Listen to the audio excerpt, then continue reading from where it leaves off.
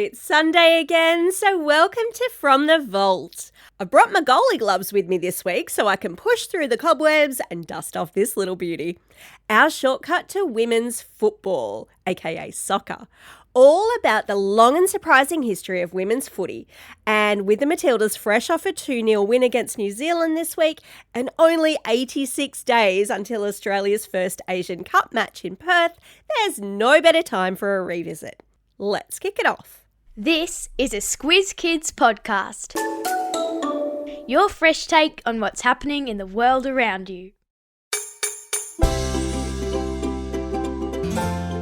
They've been playing since at least the 1500s. One match in 1920 drew a crowd of 53,000 spectators, and we're about to see the world's best players take the pitch for a prize pool of $165 million.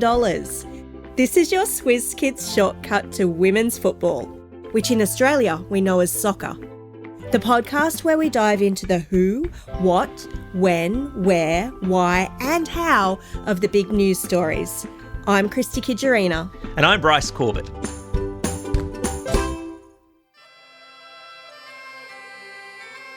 Lately on Squiz Kids, we've heard a lot about the FIFA Women's World Cup.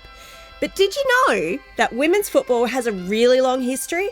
And more than a century ago, huge crowds were coming to watch the games. That's right, and today we'll take you through where women's football got started, what was happening with soccer in Australia, and why the FIFA Women's World Cup is such a big deal. Listen carefully, there's a squiz at the end. Where? Bryce, in a previous Squiz Kids shortcut, we learned that the English reckon they invented football and that the rules were written down in 1863. But the game was actually being played well before that. And it wasn't just the men having all the fun. The world's oldest football, dating back to the 1540s, is thought to have been owned by the then Queen of Scotland, Mary, Queen of Scots. What? Imagine that, the Queen playing football. Yep. We also know that a poem written way back in the 1580s by poet Philip Sidney refers to women playing the game. I'll give you a little taste of that poem. A time there is for all, my mother often says, when she with skirts tucked very high with girlies at football plays. Wow, Bryce, that was really good. Thank you very much. You're welcome. And on the 7th of May in the year 1881, the first officially recorded women's football match took place. A team of Scottish women played against a team of English women in front of 2,000 people in Edinburgh, Scotland. That's right. They actually went on to play a few more games, but the fans were so rowdy that in Glasgow, the match had to be called off. Pitch invaders were running onto the field and the players fled the ground in a horse-drawn bus. No way. Crazy times. As things got more organised, the British Ladies Football Club, or BLFC, was formed in London in 1895. The club president was a lady named Lady Florence Dixie. Ooh. Lady Florence was a writer, adventurer, war correspondent, and a feminist. Whoa, she sounds cool. She made sure that players wore practical clothes, including bloomers. Yep, if you didn't know, they were long undergarments, usually worn under a dress. They had shin pads and proper boots because before then they'd been playing in skirts, hats and high heels. No way. High heels on a football paddock, that is crazy days. Now, that would definitely have been a sight to see. But Christy, in 1895, the BLFC put on a big match in London, with one team from the north and the other from the south of the Thames, which is the big river that divides the city of London. Oh, yep. The northern team won the match 7-1, but with more than 10,000 fans attending, the game was also a win for the women's movement that was pushing for more rights for women and girls, including the right to vote. Oh, great. Yep. Go girls. That's right, and a boost to women's independence came in the most unexpected way. Oh, yeah. In 1914, the First World War broke out. So many men went off to fight in the war that the Men's Football League had to suspend all of its matches due to lack of players. Women, though, supported the war effort by working in factories and other jobs that had previously been performed by men. So during their break times, games of kickabout were a popular pastime. And eventually, a number of munitions factories, they're just the factories where the women made weapons for war, formed their own football teams and started a formal competition. That is very cool. And of course, the games were so popular that by 1920, a match on Boxing Day drew a capacity crowd of, get this, 53,000 people, with 14,000 more locked outside the ground, desperate to get in. Whoa. So what happened? Why don't we all know about this? Well, very good question, but by now the war was over. Men were returning to work and women were expected to return to their old roles in the home. Oh, no. You betcha. One esteemed doctor wrote that football was a most unsuitable game, too much for a woman's physical frame. And finally, in 1921, women were banned from playing on Football Association grounds altogether, if you can believe it, and the so-called golden age of women's football was over. Or was it? Or was it? So, what was happening with soccer in Australia? What?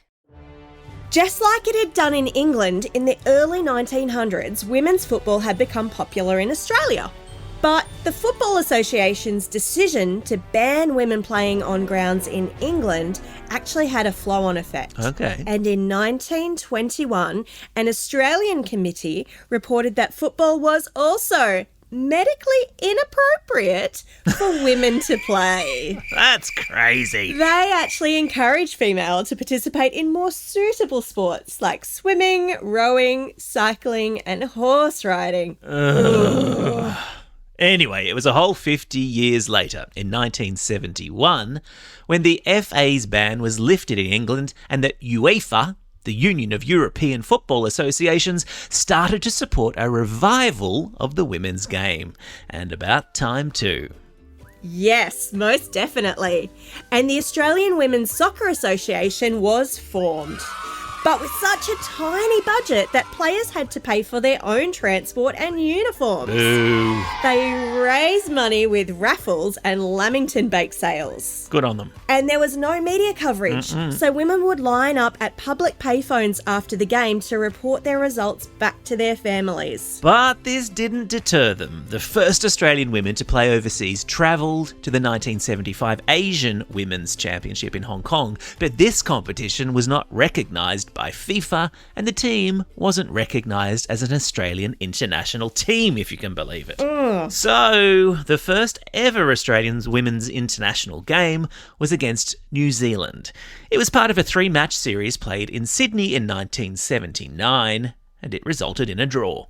That was such a long time coming, Bryce. As the popularity of the game continued to grow, FIFA invited 12 nations to participate in a women's competition to be held in China in 1988. And guess what? What? Australia was one of the nations. Woohoo! The Australian women won their first 2 games against Brazil and Thailand to make the quarterfinals, but were unfortunately then beaten by the host nation, China. But, Christy, that's not the end of the story. Finally, in 1991, the inaugural, or first ever, FIFA Women's World Cup was held.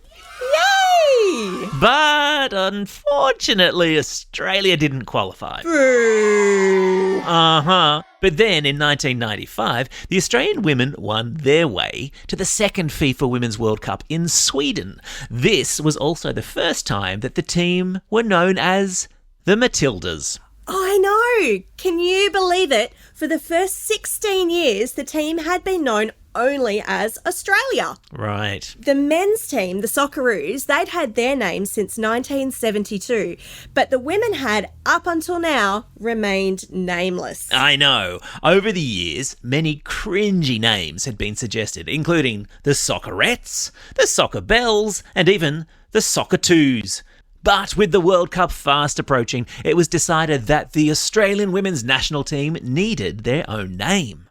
So, in the best Aussie spirit, way before WhatsApp or Facebook, a phone poll was held by a sports show on SBS television called On the Ball. Would you believe it? People had to pay 25 cents to ring in and vote for a name. The phone lines were inundated, and the resounding winner was... The Matildas! Woo! Now, we all know that name. Since 1995, the Matildas have qualified for every single Women's World Cup, and this year, Australia will be co-hosting the 9th one of these mega events with our friends New Zealand. So why is the FIFA Women's World Cup such a big deal? Why? I don't know about you, Christy, but I can actually feel the excitement in the air. Me too! From the 20th of July to the 20th of August, the biggest names in the round ball game will be visiting our shores. Marta, the Queen of Football from Brazil. Cool. Alexia Putellas from Spain. Oh, yeah. Asiat Oshoala from Nigeria. Nice. And Australia's own champion, Sam Kerr. The best. To name just a few. Now, look, don't worry if you don't know these names yet, because we're pretty sure that in a month's time you most definitely will. That's right, Bryce. The best in the business are about to battle it out. 32 teams in 64 matches over 32 days. I cannot wait. And of course, there's $165 million in prize money that is up for grabs. And this is 10 times, Christy, 10 times more than was offered in 2015. But it's still less than half of what the men's teams were playing for last year. So there's still some way to go until women are rewarded equally. There is. The tournament slogan this year is Beyond Greatness, and these women truly are. Oh, yeah. As are those that came before them without the pay and recognition that they get now. So, Christy, who are Australia playing first? Well, Bryce, the teams are divided into 8 groups from A to H. And Australia is in Group B, along with the Republic of Ireland, Nigeria, and Canada. Okay. Australia will play all those teams, and the top 2 teams in the group advance to the next round. After that, it's a knockout. If you lose, you're out. Oh, and the first games will be New Zealand versus Norway and Australia versus Ireland on July 20th. Is that right? Yep, that's it. So rest up your cheering voice because it's going to be getting a workout. For sure. Time for the quiz. This is the part of the podcast where you get to test how well you've been listening. Question number 1. Which royal is thought to have owned the world's oldest football? Yep, that's right. It was Mary, Queen of Scots. Question number 2. How did the Matildas get their name? If you said it was a popular vote through a phone poll, you would be correct. Question number 3, bit of a toughie. Which 3 countries are in Group B with Australia in the 2023 FIFA Women's World Cup? And you can have 1 point for each one that you get correct. Well done to you if you said either or all of the Republic of Ireland, Nigeria, or Canada. That's all we have time for today. Thanks for joining us as we explored the where, what and why of women's football. And as we say every single day, now get out there and have a most excellent day. Over and out.